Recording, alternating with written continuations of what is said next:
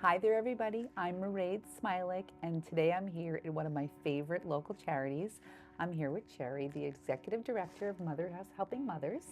And thank you so much for joining us today. Well, thank you for coming. I love that you're spotlighting this wonderful work, and it's great to have you. Yeah, the first time I met you, I was here with Impact, which is a huge grant giver to your organization, and I was just so touched that I thought it would be good to come back because I think a lot of people in Sarasota don't know about Mothers Helping Mothers, and I think it's such an incredible, important topic and how we can give back. So tell us a little bit about the history of Mothers Helping Mothers. Sure.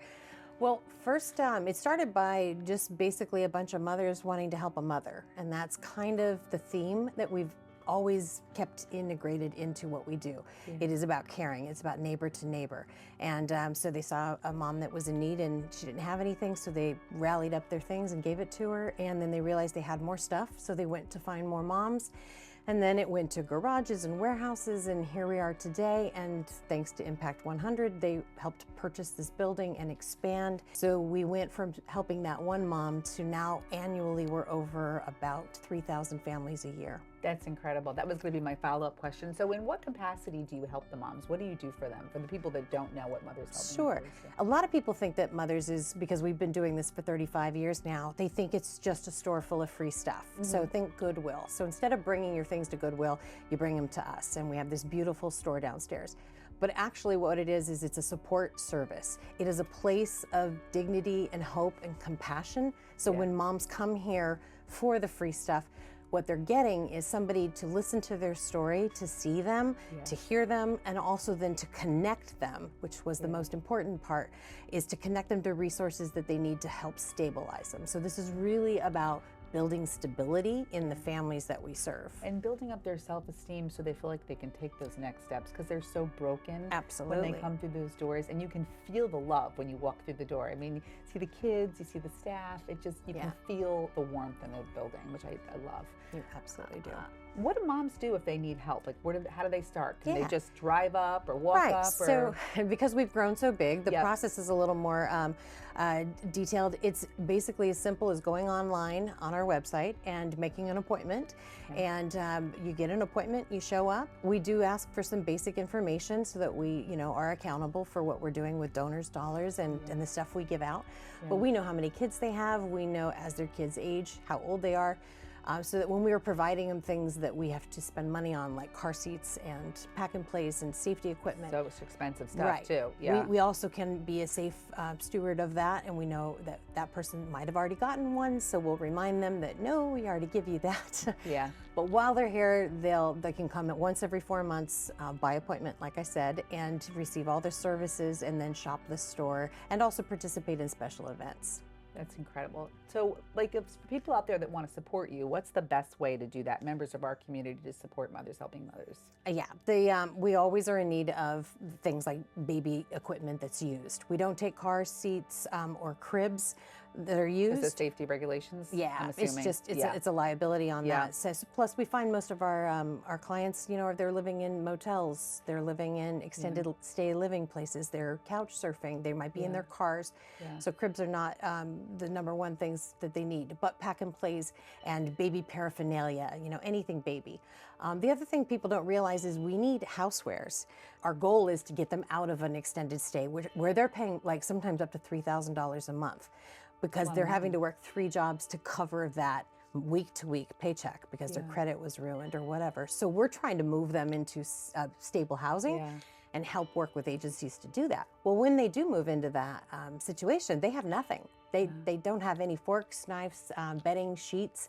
So we work with other agencies, and we have a beautiful, just like I said, store downstairs that they can shop and get those items when they're setting up their first new place. And that's really expensive. I mean, I work with clients all the time selling property, and you hear from first-time home buyers, oh my gosh, Mairead, I have to put blinds in, I have to need rugs, all that stuff, it adds up. Exactly. So that's a tremendous help. So all of that stuff comes here.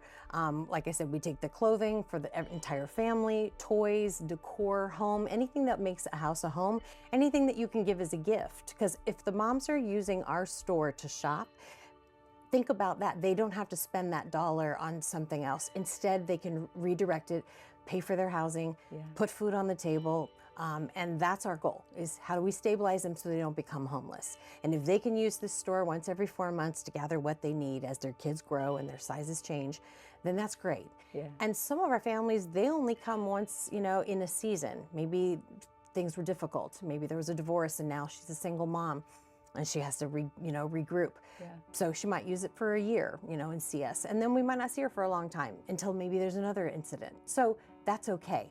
That's okay. So this next question I think is going to be hard for you to condense, but what are you most proud of? I know when I first arrived, you showed me the expansion, which is incredible, but so many things to be proud of, but what are you most proud of? There is. I think, and I'm going to try not to cry when I say this because I'm in a teary mood today, but just a sentimental moment. I'm going to start crying. I'm most proud of the volunteers that are here because they show up every time with just an open heart of compassion and love. And stop, don't cry. Okay.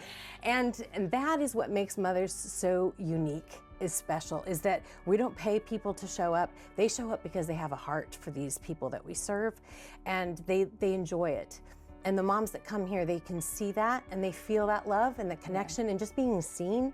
This is a place of, I call it Switzerland. There is no politics here. There is no opinion. There's no judgment. You just literally see a person, and whatever the situation is and circumstances, they're here today and you're happy to see them. And that's what every volunteer brings here. And no matter what happens, and some come for a season and then leave, and we think, oh, how are we going to do this without that person? Well, another one shows up. Yeah. And so it constantly provides. It is. And every time something changes here and you think, uh-oh, what's happening now? It's just space for us to grow. Yeah. So like you said, that's a good way to think about it. It is. Right? I don't panic. I've been here long enough. It's like change. This place is just absolutely blessed. And what we do here is so important that it just keeps giving. The right things come every single time. We are, like you mentioned, we're building an 1,800 square foot expansion on the other side to this building that we own outright. Very proud of that. Yeah. And then when I got the first electric bill, I said, oh, we're not paying for that either. So we raised money and got solar, so we're fully green and we have no electric bill either. That's great. Yeah. Especially here. Right. Yeah. So literally, if I could get rid of insurance, that's about the only bills we've got. Anybody out there that want to help with insurance? We use grants to cover those things, but because we're a 99% volunteer-run organization and we own the property, we own all our vehicles, we have zero debt. Love that. Those things allow every dollar donated to be funneled right back into these programs. And we have over 20 different programs now that are helping the moms in different situations. Love that. So your biggest challenge, we talked about, accomplishments. What's the biggest challenge right now as an organization for you? Oh, the biggest challenge is always just to pretty much keep up with the growth. Sadly, you're in real estate, so the property is just getting more expensive. Yeah. Housing is getting harder and harder. Affordable housing in Sarasota is definitely a challenge. I mean, talk about city workers that are employed by the city that have, exactly. It's very challenging. And we try to, we're members of, teams and committees and stuff to have a voice for our clients. We try to advocate for them and make it known that something has got to be done. These are the people who are working for all the wealthy people that do live here, who's cleaning their houses, who's doing their yard work, who's working on their cars and working on their teeth. Yeah. I had an EMT come in the other day in uniform, and I thought, wow, and we know we see all the services that they're on, so we know they're all working class poor, and that's the hard part. And everything is so expensive today. Everything is so expensive these days. So thank goodness that this is a very charitable county. It's just crazy how much giving happens here. Yeah. The store is blessed with beautiful, merchandise that just keeps showing up to give for free to everybody. But we need donors and dollars because, like I said, the need keeps growing. Babies keep coming. Options for birth control or things are getting reduced, so babies are coming faster than ever now, and they need car seats, and those are expensive. They need bedding, they need clothes, they need all that stuff, so diapers, wipes. 2 events you do every year to fundraise. What are those? Yes, the first one is coming up here shortly, and it's our Toy Day. So annually we have a Toy Day event that we take. I think this year we're trying to hit 400 families that get to come and shop. And the community rallies around. We put boxes in every business that will have one, and they all raise toys, and the toys just ascend on us mid-December. Volunteers line up to be, we call them Santa's helpers. They're little elves, and they get to go around and shop with the moms. We turn Bob Boast Volkswagen, they host it for us because we don't have enough space anymore. Nice. We turn the whole area into a toy winter wonderland, Love set it that. up. And the one thing that makes that toy event unique is that the moms are actually shopping for their own children. They take those presents home and wrap them themselves. They have the dignity to decide what is given to their child, and it's really from them. So that's how we like to do it. The kids don't come. It's not an event for them. It's an event for the parents to do what they really want to do. And as a mom to feel good that you were able to do that. Absolutely. So that happens annually. And then the next one we do is our Power of Purple Gala. When is that usually? It's usually in March. Okay. Yeah. And it's an amazing event. We say dress in your best purple fashion. So people are now shopping for gala gowns in that. But it's a wonderful event. It's usually at the Grove, and we have a very wonderful night of reflection, celebration, and donors can come together. We have a fashion show every year where the clients' daughters and sons can actually parade down in purple that we've pulled from the donations and dress them up in all these amazing purple outfits. Yeah. But anyway, it's a great night of fun, party, dancing, and fundraising. Thank you so much for talking with me today. Oh, thank you so much for coming and being a part of our story, you know. My pleasure. And if you want any details about this incredible organization, you can find their contact details below, and I'll see you on the next one.